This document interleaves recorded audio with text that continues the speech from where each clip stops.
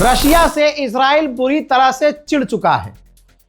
अब आप कुछ भी कहिएगा, क्योंकि अब इसके पास, इजराइल के पास कोई जवाब थोड़ी है।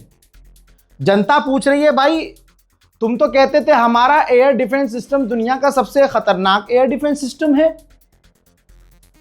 तो ईरान की मिसाइलें एक गिर रही हैं, दूसरा सही जगह पर गिर रहे हैं, ऐसे कैसे? ईरान के पास इतनी सटीक जानकारी और ईरान की मिसाइलें क्या ही तबाही मचा रही हैं हमारे मुल्क में।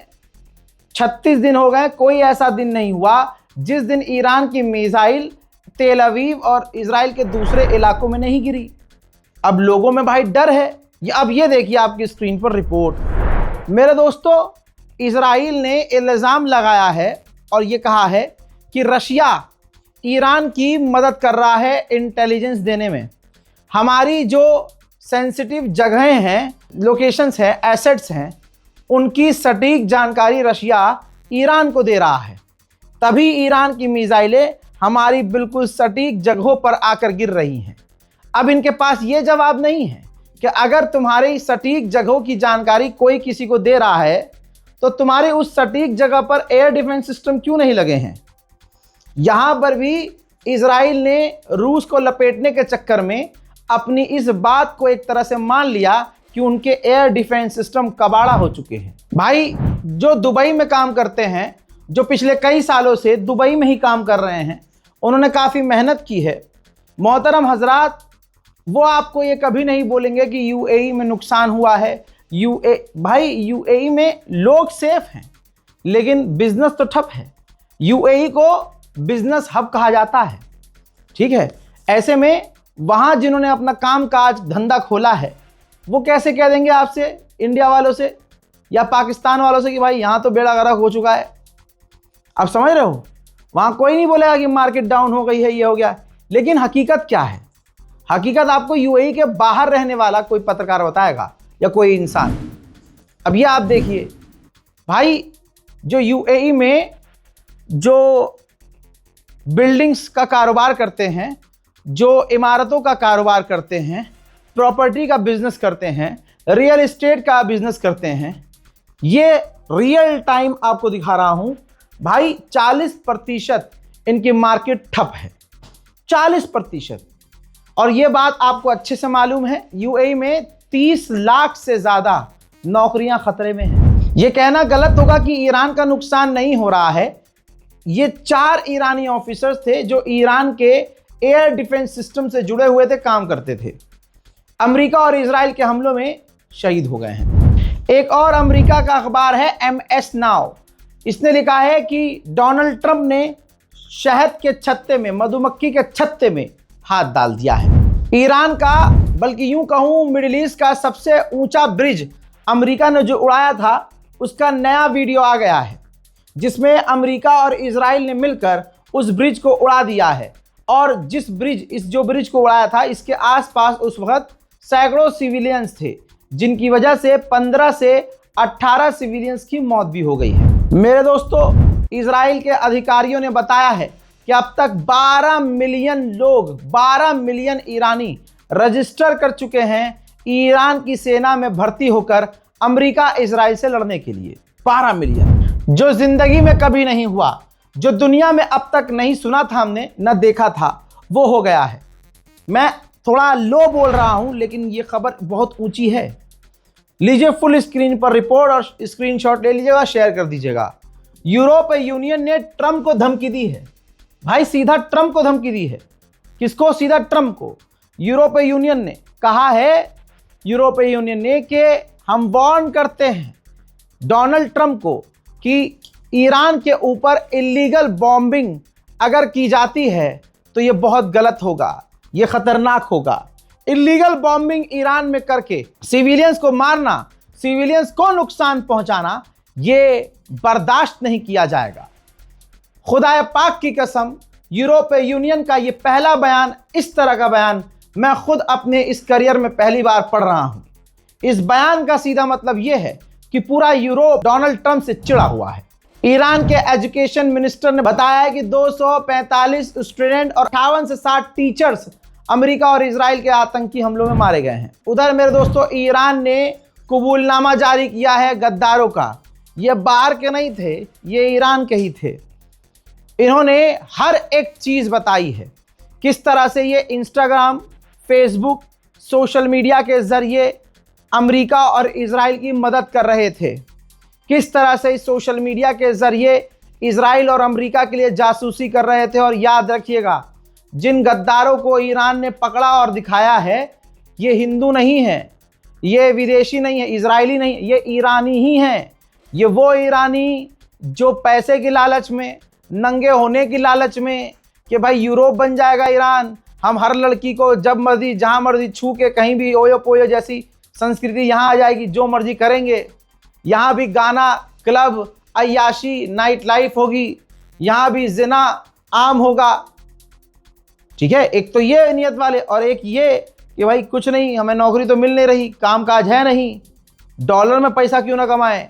तो अब ये सारे के सारे फंस गए हैं और इन्होंने सबूत भी दिए हैं कि किस तरह से ये इजरायली अमेरिकी एजेंसियों के साथ जुड़े हुए थे। इजराइल के ही अखबार ने लिखा है कि टोटल विक्ट्री एक भ्रम है, जीत हो ही नहीं सकती, टोटल जीत हो ही नहीं सकती।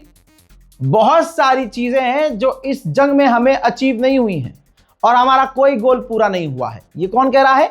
इजराइल का अखबार ही कह रहा है। ईरान की साउथ पारस गैस फील्ड पर दूसरी बार हमला हुआ और बड़ी तबाही मची। मंजर मैं आपको दिखा रहा हूं, देख लीजिए। دود سفید و سبز بو گرد آمونیا که میاد تنفسم سخت شده الان برام. نم چیه؟ اصلا دود سیاه گرفت. اولین بار بود وسط آبم زد، فکر کنم هشدار داد بین دو تا کشتی‌ها رو زد. اصلا نابود. اصلا نزدیک 7-8 यूरोपीय यूनियन तैयारी कर रहा है कि अभी ये कॉन्फ्लिक्ट और आगे चलेगा, अभी ये जंग और आगे बढ़ेगी और पूरे यूरोप को एनर्जी क्राइसिस झेलना होगा। गैस, तेल, ईंधन, यहां तक कि बिजली में भी कटौती होगी। मेरे दोस्तों, अमेरिका का ऑपरेशन एपिक फेलियर को वो एपिक फ्यूरी कह रहा है, उसने जानकारी दी है कि हमने 13,000 मरतबा ईरान पर बमबारी की है, 13,000 मरतबा। और कहा है कि 85% डिफेंस इंडस्ट्रियल बेस जो हैं हमने ईरान के तबाह किए हैं। डिस्ट्रॉय कर दिया है majority of Iran ballistic missile, Iran की बैलिस्टिक मिसाइल ज़्यादातर हमने तबाह कर दी है। 16 entire classes of Iranian worship, total 150 हमने नेवल जो फोर्स हैं ईरान की उनको उड़ा दिया है, जिसमें युद्धपोत हो, एयरक्राफ्ट कैरियर हो, छोटे वाले जो समुद्री जहाज हों, बोट्स हों।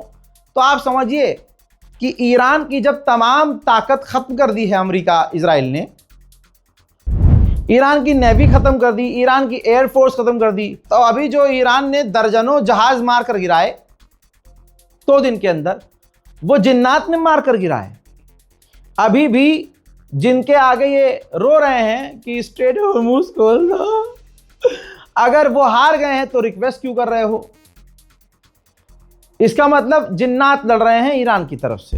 डोनाल्ड ट्रंप एमडी या गांजा फूंक कर, नशा करके पब्लिक मीटिंग कर रहा है और प्रेस कॉन्फ्रेंस कर रहा है। जैसे एक वीडियो ये है जिसमें डोनाल्ड ट्रंप से पत्रकार ने पूछा कि आप ईरान के इंफ्रास्ट्रक्चर पर हमला कर रहे हो, सिविलियंस के इलाके पर हमला कर रहे हो, क्यों करना चाह रहे हो? तो डोनाल्ड ट्रंप ने कहा कि ईरानी चाहते हैं कि हम उन पर और हमला करें। ईरान की जनता अपनी आज़ादी के लिए ये झेलने को तैयार है और वो नहीं चाहते कि हम वहाँ से निकलें। अब आप बताइए, ये जो 4-5 लाइनें मैंने इसकी बोल कर बताई हैं आपको, आप कसम खा के बताइए कि क्या आपको लगता है कि ईरान का कोई एक बच्चा भी ये कहेगा जो इसने कहा है कि हाँ हमला करो, हाँ हमारे स्कूल को उड़ा दो, हाँ मिनाब में 170 लड़कियों को मार दो, हाँ हमारी ऑयल फैसिलिटी को उड़ा दो, अरे हमारे घर पर बिजली आ रही है, बिजली घर उड़ा दो। ये है गुलाबी सूअर। अल्लाह पाक की कसम, जितने कदम डोनाल्ड ट्रंप ने उठाए वो ट्रंप पर भारी पड़े। शुरू में ये दौड़ता दौड़ता कुर्दिश के पास गया और इस गुलाबी सूअर ने कुर्दिश से कहा कि हम आपको हथियार देंगे, आप ईरान के अंदर घुसो और ईरान की सरकार गिरा दो। कुर्दिश भी जोश में आए, कुर्दिश ने आकर जंग का ऐलान कर दिया। ईरान ने इतनी मिसाइलें इनके चूतड़ों में घुसाई, इतनी घुसाई कि भाई ये घुटने पर आ गए। कौन? कुर्दिश। और कुर्दिश लोगों ने कहा, लड़ाकों ने, कि भाई साहब हमसे गलती हो गई, हम ईरान के साथ जंग में नहीं हैं और हमारी ये जंग ही नहीं है, हम लड़ ही नहीं रहे।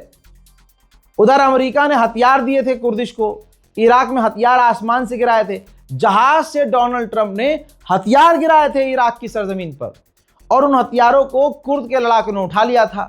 अब ये बौखलाया हुआ गुलाबी सूअर कहता है, जब कुर्द ने लड़ने से इनकार कर दिया, कहता है कि कुर्द ने हमारे हथियार लिए हैं। अबे हराम के जने, तूने दिए हैं, लिए नहीं हैं। कहता है उन्होंने हमारे हथियार लिए हैं, उन पर भरोसा नहीं करना चाहिए, वो धोखेबाज हैं और वो जिसके साथ होते हैं उनको नुकसान पहुंचता है। ठीक है भाई, कुर्द तो हैं धोखेबाज, ठीक है, कुर्द तो हैं पनौती, लेकिन भारत का अंधभक्त समाज भी तो तेरे लिए पनौती है। जैसे ही नेतन्याहू के लिए आरती उतारी, जैसे ही तेरे माथे पे तिलक लगाकर भारत में आरती उतारी गई, वो दिन है और आज का दिन है, तुम लगातार ठोके जा रहे हो। मेरे दोस्तों, ट्रंप ने कहा अब कि मेरे लिए स्ट्रेट ऑफ हॉर्मुज खुलवाना मेन है। अभी 3 दिन पहले इसने कहा था, और आपको याद होगा, आप खुद इस बात के गवाह हैं, कि ट्रंप ने कहा था कि हमारी मदद को कोई नहीं आ रहा है तो खुद आओ, स्ट्रेट ऑफ हॉर्मुज खुलवाओ, अपना तेल ले जाओ, हमें स्ट्रेट ऑफ हॉर्मुज खुलवाने की ज़रूरत नहीं है। आज कहता है कि हमारे लिए स्ट्रेट ऑफ हॉर्मुज खुलवाना बहुत मेन है और मैं आगे क्या क्या करूंगा मैंने प्लान कर रखा है। इस वक्त ईरान से ऐसे बात हो रही है जैसे 2000 साल पहले हुआ करती थी, जैसे बच्चे करते हैं। कागज़ पर उधर से अपनी बातें लिखी जाती हैं, एक बीच का बिचौलिया जाता है, वो उनका मैसेज लेके आता है, हमको पढ़ के बताता है, फिर हम मैसेज लिखते हैं, हमारा मैसेज वो बच्चा हाथ में लेता है, फिर ईरान को जाकर पढ़कर बताता है। डोनाल्ड ट्रंप ने इसके बाद कहा कि ईरान के पास सिर्फ कल तक का समय है, कल के बाद ईरान के पास कोई ब्रिज नहीं होगा, कोई इंफ्रास्ट्रक्चर नहीं होगा, कोई पावर प्लांट नहीं होगा, हम उनको स्टोन एज में भेज देंगे। मेरे दोस्तों, डोनाल्ड ट्रंप बिल्कुल जैसे कोठे की औरत होती है जिसके साथ काम करने के बाद पैसा नहीं दिया जाता है, बिल्कुल वैसे रो रहा है।